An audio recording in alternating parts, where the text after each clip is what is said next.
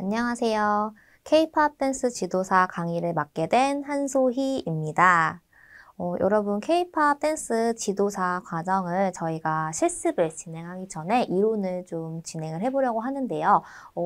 이론 부분이 좀 중요하기 때문에 진행을 할 예정입니다. 이론 부분을 저희가 하는 이유는 아무래도 그냥 그림 맞추기처럼 단순하게 따라해라 라고 하면서 가르쳐 주는 것보다는 조금 더 디테일하게 지식 배경이라든지 아니면 신체 구조의 정확한 움직임이라든지 이런 부분들 정확하게 표현하실 수 있어야 전문적인 지도사가 되는 길이기 때문에 여러분들 이론을 또 중점으로 잘 들어주시기 바랍니다. 자, 그러면 저희 1강 시작해 보도록 하겠습니다. 1강 주제는 무용의 개념과 이해인데요. 저희가 우선적으로 어떠한 부분에 이제 개념과 이해가 필요한지에 대해서 한번 알아보도록 하겠습니다. 우선 무브먼트라고 해서 움직임과 무용의 차이를 한번 알아보려고 합니다. 우선은 단순하게 인간의 움직임 같은 경우에는 여러분들이 인간은 일상적인 생활을 영위하는 데 있어서 다양한 움직임을 창출하고 이제 여기에서 의식과 무의식이 같이 혼합되어 있다라고 생각을 해주시면 됩니다. 그래서 단순한 움직임이냐 이제 다른 부분을 한번 살펴보면 일상적인 움직임이 무용이 되기 위해서 공연이라는 맥락 아니면 안무가의 목적 의지가 있어야 한다. 그래서 새로운 구성을 통해서 무용화가 된다라고 이제 주장하는 그러한 두 가지 이렇게 표현력이 있습니다. 그래서 여기 같은 첫 번째 같은 경우에는 우선 의식과 무의식이 혼재되어 있는데 무의식에 조금 더 가까울 수 있다라고 생각을 해주시면 됩니다. 그래서 내가 다양하게 그냥 뭐 걷기나 뭐 기침을 한다든지 그냥 움직이는 거 자유롭게 표현되는 것 자체가 이제 인간의 움직임이다라고 생각을 하는 거고 이제 두 번째 같은 경우에는 어떠한 정확한 목적이 있어야 된다. 목적 의식이 있고 아니면 누군가 예를 들어 안무가라든지 누군가의 그런 맥락적인 그런 표현 그냥 구성들이 조금 구체화되어 있어야 이제 무용화로 볼 수 있다. 그냥 단순한 움직임으로 보는 것은 무리가 있다라고 생각하기 때문에 이러한 차이점이 조금 있다라고 생각을 해주시면 될 것 같습니다. 그래서 첫 번째 같은 경우에 그냥 단순한 이제 무브먼트 움직임에 가깝고 두 번째 같은 경우에는 이것이 무용이라고 표현을 하기까지 이러한 것들이 필요하다라고 보시면 될 것 같습니다. 자, 그러면 우리 이제 무용의 개념에 대해서 한번 살펴볼 텐데요. 무용과 이제 춤의 관계를 먼저 한번 살펴보도록 하겠습니다. 우선은 상체의 움직임을 뜻하고요. 용은 하체의 움직임을 뜻합니다. 그래서 이걸 합해서 무용이라는 단어로 표현을 하게 된 건데요. 여기에서 댄스는 사실 독일어로는 탄츠라고 불리기도 하고요. 불어로는 당스라고 표현을 하기도 합니다. 그래서 이제 영어 표기로는 댄스라고 많이 하는데 독일어로 표현할 때에는 또 탄츠라고 많이 불러요. 당스보다는 탄츠로 많이 불리기도 합니다. 그래서 무용에 가까운 춤일수록 탄츠라고 표현되는 경우가 많고요. 조금 무용보다는 그냥 일반적인 움직임, 그냥 댄스에 가깝다라고 하면은 그냥 댄스로 표기하는 경우도 많습니다. 사전적으로. 그리고 한국의 고유 언어로 볼 때에는 그냥 여러분들이 알고 계신 것처럼 춤으로 표현을 하실 수 있으실 거예요.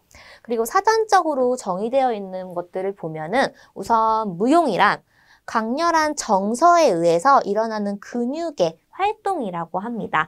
근육이 움직이는 것이다 라고 알고 계시면 될 것 같고요. 그리고 즐거움을 주는 우미한 움직임의 구성체라고 보시면 되고요. 뭔가 음악에 따라서 내가 움직이고 이래서 즐겁고 그래서 활동적이게 움직인다라고 보시면 될 것 같고요. 동작과 감정을 재현하는 운동의 결정체라고 보시면 될 것 같습니다. 그래서 나의 감정 표현도 하고 동작을 움직이면서 운동도 되는 그러한 것들이 무용이다라고 알고 계시면 되겠죠. 그러면 이제 무용예술의 정의에 대해서 한번 살펴볼 거예요. 우리가 무용은 안무가의 내적 감정을 전달하기 위해서 형상화되어 있는 행위예술이다라고 표현이 되어 있는데요. 아까 앞에 처음에 무브먼트 설명할 때 표현했던 것처럼 무용에 가까운 것이 이제 내적 감정을 전달하면서 어떠한 목적이 있는 거죠. 전달하기 위해서 어떤 목적이 있고 그래서 이걸 행위예술, 몸으로 표현해 주는 것을 이야기를 하는데요.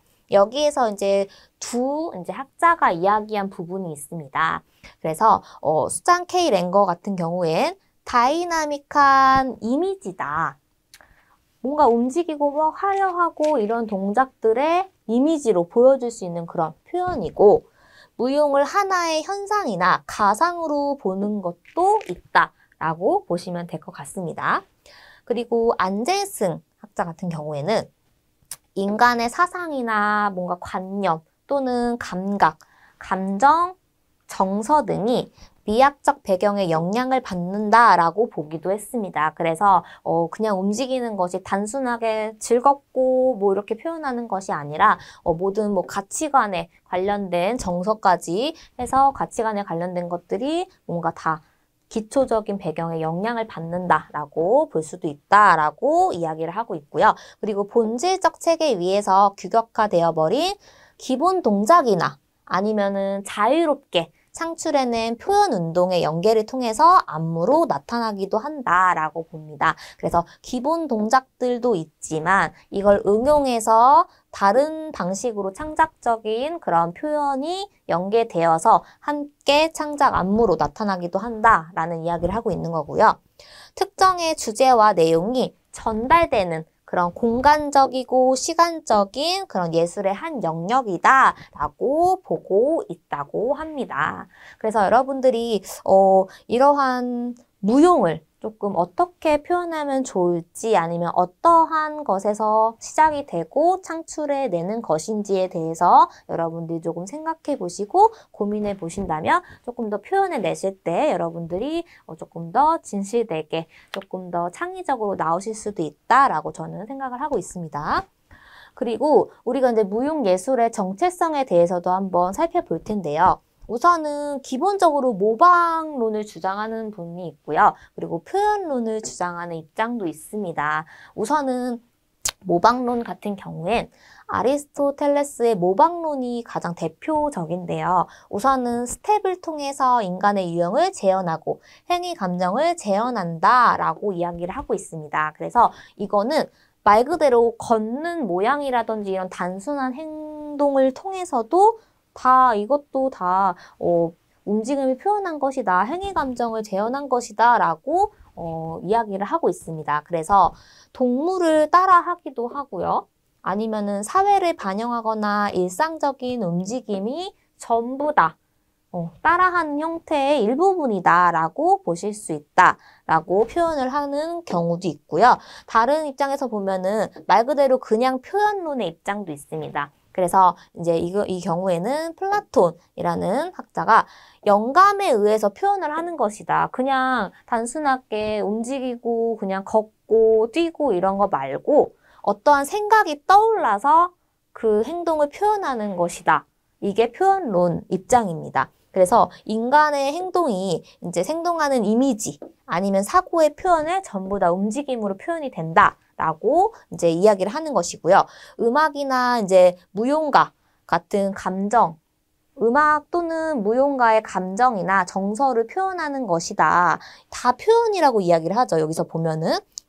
나의 생각을 표현하고 내가 느낀 것을 표현하고 하는 표현이다. 나는 이거 무용은 정체성이 표현이라고 생각을 한다라고 하는 표현의 입장이 있는 것입니다. 그래서 그냥 그대로 보고 따라하느냐, 모방 또는 내가 생각하고 느낀 것을 내가 표출하는 것이다.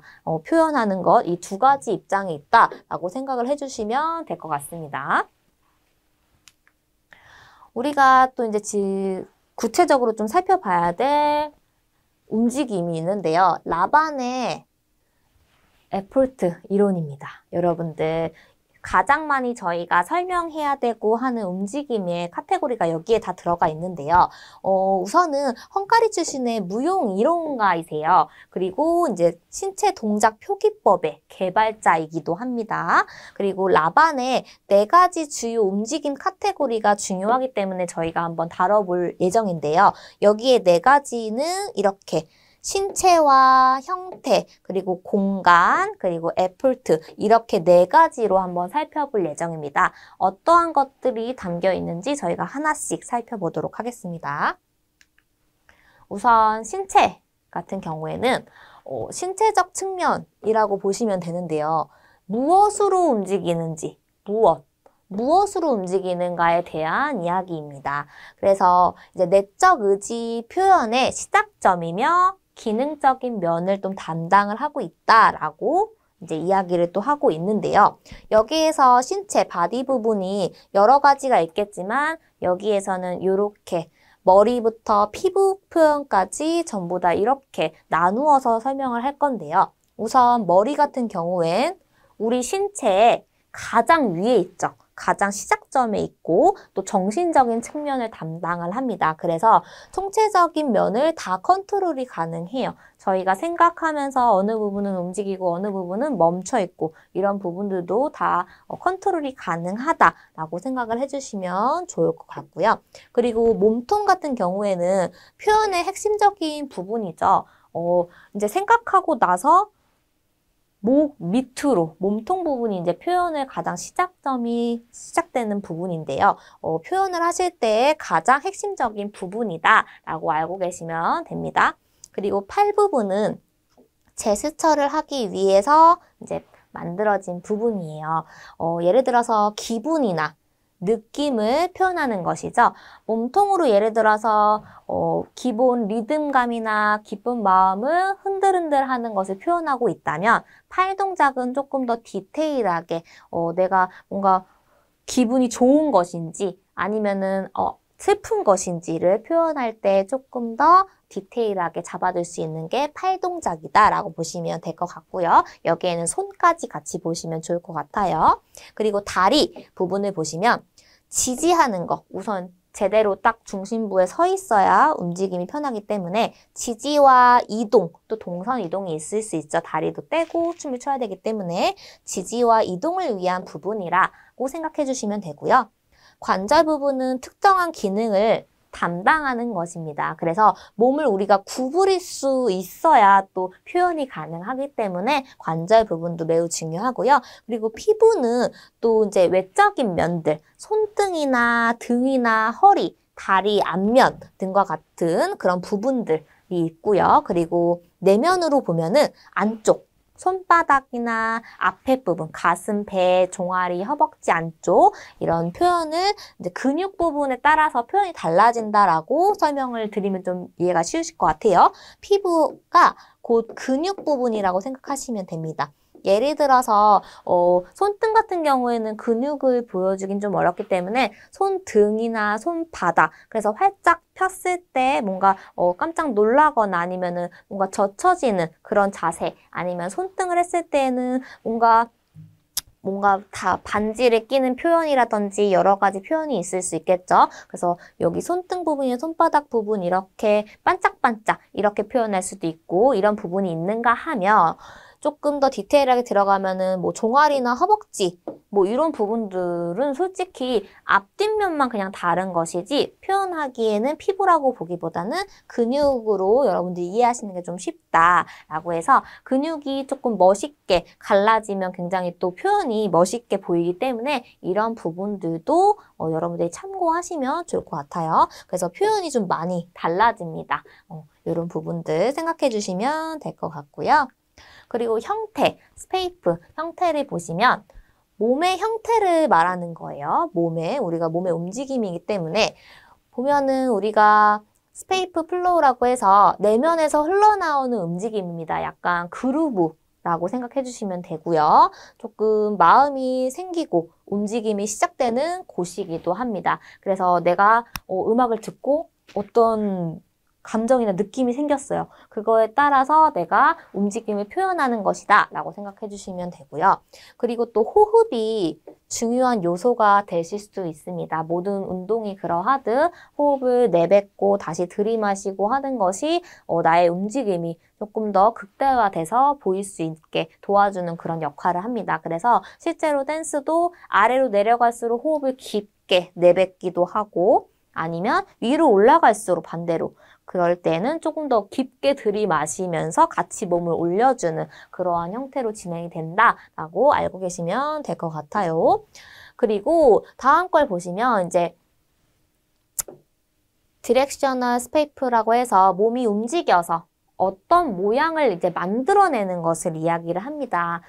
기본적으로 춤출 때에 표현하는 것이 거의 다 이거죠. 몸을 움직여서 어떤 모양을 만들어내야만 어떤 것을 표현하는지 알기 때문에 이런 것들이 중요한데요. 예를 들어서 팔을 뻗어서 펜을 잡으려고 움직이는 것과 같은 모양이에요. 예를 들어서 춤출 때 펜을 진짜 잡진 않겠지만 잡으려고 하려고 하면 어떻게 해야겠죠? 몸을 앞으로 내밀고 손을 뻗거나 하는 형태로 진행이 돼야겠죠. 이런 부분들을 표현하는 것이고요. 그리고 쉐이핑은 신체를 이용해서 어떤 모양을 만드는 것이에요.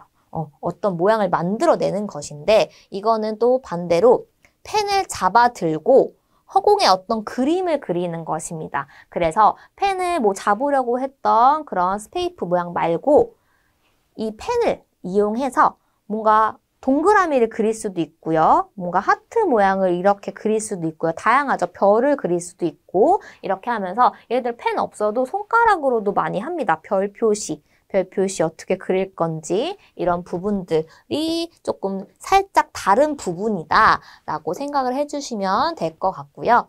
또는 또 양팔을 모아서 원을 만들기도 합니다. 제가 말씀드린 것처럼 펜이나 손가락으로 표현하기도 하지만 팔을 모아서 뭐 동그라미 그려주세요 하면 뭐 머리 위로 동그라미 하는 것처럼 이렇게 나의 신체를 이용해서 어떠한 모형을 만드는 것. 예를 들어서 팔을 이용해서 하트를 그려주세요 라고 얘기하면은 여러분들 어떻게 하시겠어요? 팔로 하트 모양을 만드시겠죠. 이것도 마찬가지예요. 양팔 모아서 원을 만들고 다양하게 모양을 만드실 수 있다는 거 이런 부분들을 여러분들이 차이점을 잘 살펴보시면서 알고 계시면 됩니다. 자, 그리고 이제 공간, 스페이스, 공간 부분을 한번 살펴볼 텐데요. 공간은 어디로 내가 얼마만큼 움직이느냐를 결정하기도 하는 것이에요. 우선은 내가 얼마만큼 움직일 수 있는지도 보셔야 됩니다. 공간을 한번 살펴보시고 그리고 내가 얼마만큼 움직일 것인지 내가 또 결정하기도 하고 이런 차이점이 살짝 미묘하게 있긴 한데요. 우선은 스페이스 하모니라고 해서 공간의 조화가 조금 필요합니다. 그래서 개인적인 움직임을 하실 수 있는 것은 사실 뭐 예를 들어서 공간을 표현하면 1평, 한 평이다. 한 평이다 라고 하면 굉장히 좀 넓지 않죠. 살짝 좁은 공간인데 이 안에서 내가 얼마만큼 표현할 수 있는지 이런 것들을 다 계산을 하고 생각을 하셔야 돼요. 예를 들어서 원래 안무는 한 3m 가야 되는 안무예요. 근데 한 평 남짓의 공간에서 3m 갈 수 없죠. 그럴 때 내가 이 큰 움직임을 좁게 이 한 평 공간에서 활동을 할 수 있지만 움직이기는 할 수 있는 정도로 그 표현을 하실 수 있을 정도로는 움직이실 거를 거리 계산을 하셔야 되는 거죠. 한 1m만 가도 3m 가는 것처럼 표현이 될 수 있게 여러분들이 활용을 해주시는 거. 그리고 이제 일반적인 움직임이라고 해서 여러분들이 한 평 말고 그냥 일반적인 공연장이나 아니면 연습실이나 아니면 뭔가 레슨실 같이 좀 큰 공간에서 움직이실 때에도 여러분들이 작은 움직임을 크게 움직이실 수도 있어야 된다는 얘기예요.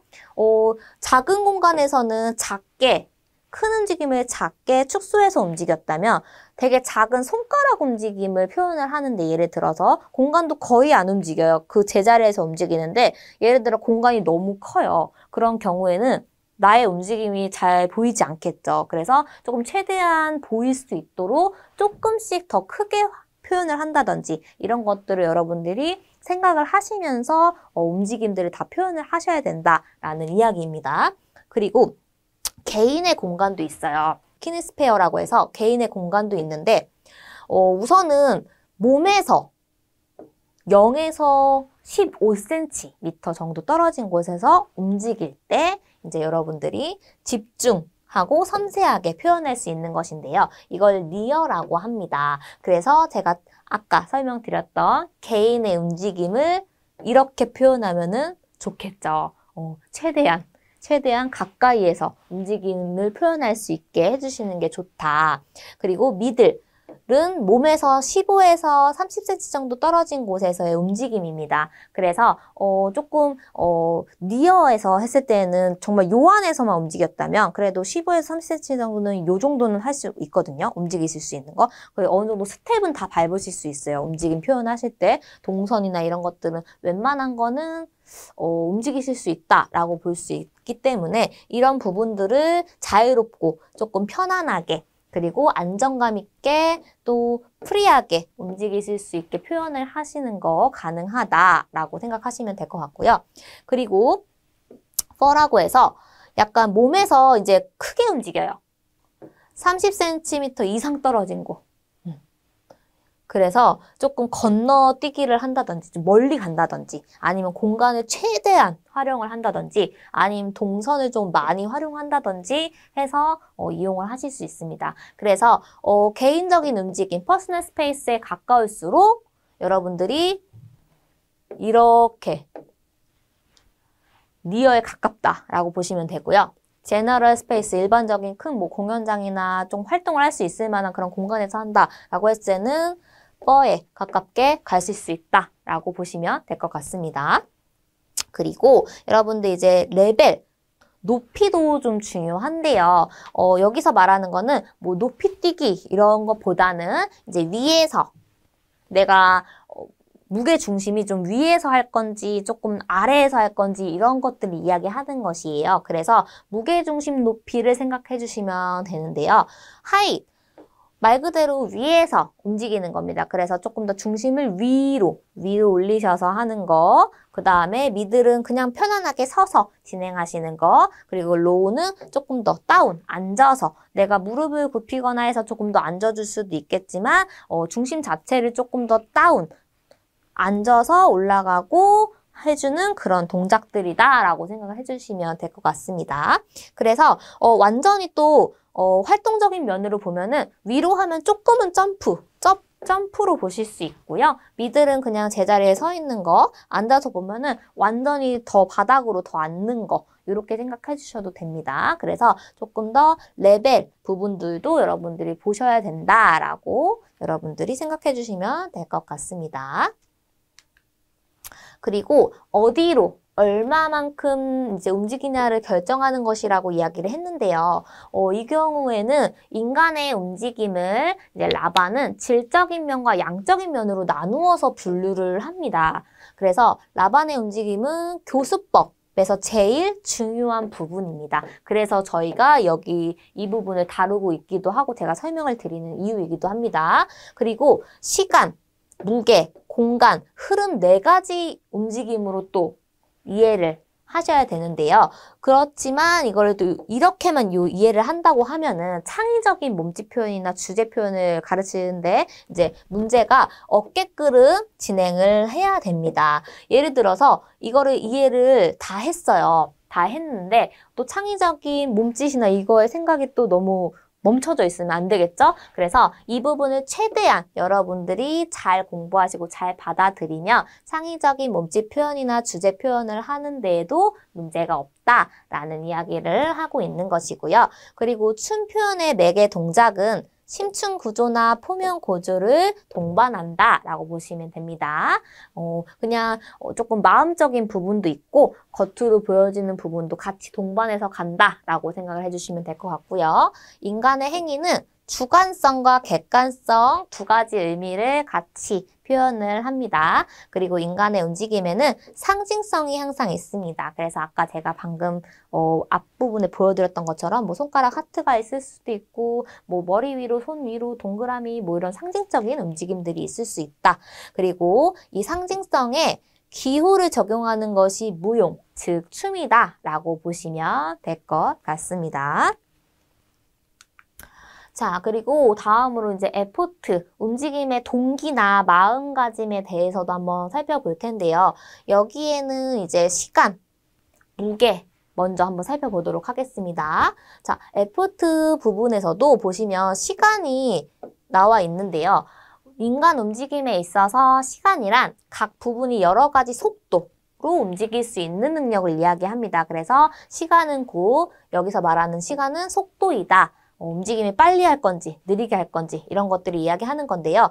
예를 들어서 이제 빨리 움직여야 되는 부분이거나 천천히 그루브 타면서 움직임을 표현하는 것일 수 있죠. 그래서 속도를 가속이나 감속되어서 진행할 수 있게 하고 그리고 리듬에 맞춰서 움직일 수 있도록 표현하는 것입니다. 노래가 빠른데 나의 움직임이 느리면은 안 맞겠죠. 그 움직임이. 노래가 빠르면은 나의 안무, 움직임도 빨라야 되고 노래가 느리면 나의 움직임도 느리게 표현을 해주셔야 맞으실 거예요. 그리고 무게 같은 경우에는 무게란 몸의 움직임에 있어서 위치의 변화나 평형 상태를 유지할 때 이제 근육의 수축 정도를 이야기하는데요. 조금 쉽게 이야기하면 무게 중심을 이야기합니다. 나의 무게 중심이 어디 있을 것인지, 평형 상태를 유지할 것인지, 아니면 뭐 오른쪽으로 당길 것인지, 밀어낼 것인지 이런 것들을 여러분들이 생각하시면 되는데요. 즉 움직임을 조금 강하게 만들 수도 있고 약하게 할 수도 있다는 것이에요. 그래서 밀고 당긴다고 하죠. 조금 밀 때는 힘을 앞으로 주고 당길 때는 뒤로 당겨주고 이런 것들도 있을 수 있고 힘을 줘야 할 때도 있고 빼야 할 때도 있어요. 계속 힘을 주고 있으면 어디가 포인트인지 전혀 보이지 않아요. 그래서 강약 조절이라고 표현하면 좀 더 쉽겠죠? 강약 조절을 하실 수 있어야 합니다. 이게 바로 이제 무게, 중심 이동을 하거나 어디에 힘을 줄 것인지 포인트 부분을 여러분들이 잘 체킹을 하시고 움직이셔야 된다. 라는 부분을 이야기하고 있고요. 그리고 공간 부분을 설명을 드리자면 공간이란 몸의 공간을 어떻게 활용할 것인지 사용하는지를 이야기를 합니다. 그래서 몸의 각 부분이 여러 방향으로 움직이실 수가 있잖아요. 저희가 뭐 앞으로도 움직일 수 있고 뒤로도 갈 수 있고 옆으로도 가실 수 있는데 양옆으로도 갈 수 있고 한데요. 여러 부분으로 여러 궤도로 뭐 똑바로 있거나 돌거나 여러 방면이 있죠? 여러 궤도로 그리고 여러 단계로 움직일 수 있다라는 점 여러분들이 생각하고 계시면 될 것 같습니다. 그리고 흐름을 한번 살펴볼 텐데요. 흐름이란 움직임의 계속적인 것, 계속적인 특징을 이야기합니다. 그리고 이제 끊김이 있거나 하는 동작들도 있을 수 있지만 보통 동작들은 거의 다 흐름을 타고 계속적인 움직임을 표현하기 때문에 흐름, 플로우가 중요한 거고요. 쉽게 멈출 수 있는 움직임이 있는가 하면 또 좀 더 계속적인 움직임이 있을 수 있다라는 점을 여러분들이 참고를 하고 계시면 좋을 것 같아요. 그래서 보통은 멈추는 움직임보다는 계속적인 움직임을 표현하는 것이 조금 더 어렵기도 하고 그렇지만 이러한 계속적인 움직임이 표현되는 경우가 더 많다라고 생각을 해주시면 될 것 같습니다. 자. 그러면 여러분들 오늘은 무브먼트, 움직임과 무용의 차이와 개념에 대해서 이야기를 해보고 조금 디테일하게 무용의 개념, 그리고 무용의 이해, 그리고 무용 교육 이론에 대해서 한번 이야기를 나눠봤습니다. 여러분들 이번 시간의 내용은 여기까지입니다. 다음 강의에서 뵙겠습니다. 감사합니다.